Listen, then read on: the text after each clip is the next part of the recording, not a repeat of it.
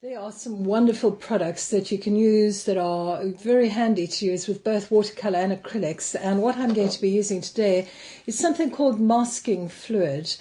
It comes in different bottles. You can use it with a brush, although I quite like using it with a toothpick. But this particular product that I'm using has got a nozzle, and I want to show you how to use it. I'm going to do a drawing of a fish. So just very quickly, a shape like a fish. And then I'm going to use the masking fluid rather like batiking, where wherever I put the masking fluid, it's going to stay white. And then I'll paint on top of it, so it's like a resist.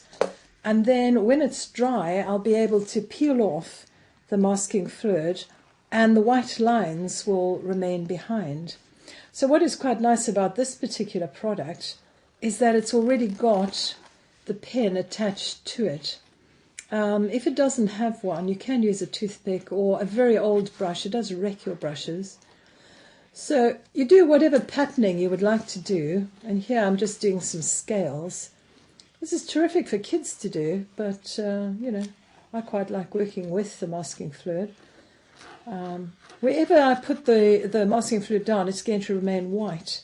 So if I want this fish's eye to remain white, I fill the whole thing in.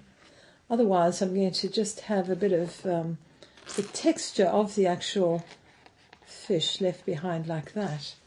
Now, once you've got your masking fluid down, you've got to leave it to dry. And of course, here's one that I've done earlier. And you can see it's actually changed colour. It seems to have gone quite a bit darker. The secret to working with masking fluid is to dilute your colour down so that it really is quite wet and runny. And the first thing I'm going to do is very carefully not go anywhere near that because that is water soluble, but just put some water all the way around this fish and then pick up my acrylic paints and dilute them down so that they're almost like watercolor, and just do a bit of a background blue wash around this fish like that. And then inside I'm also going to wet, and I'm going to dilute my color down and just allow all the colors to run into each other like that. And maybe a little bit of red here and there. And you can see that the masking fluid acts like a little barrier to prevent the red from running into the blue. And you really do get some rather beautiful results.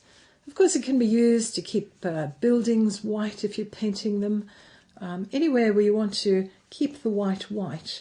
You first put on the masking fluid, allow it to dry, and then when it's dry, you can take it off, and this is the sort of effect that you get.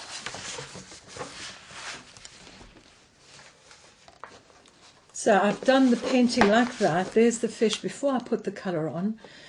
Then I put the colour on, and then when it's bone dry, I'll take the masking fluid off. And of course, we've now got rather nice lines that I can go in with the acrylic paint and just darken here and there some of the subject, and either use water-soluble crayons or acrylics on top of it, and it's rather a nice effect. And that's using masking fluid.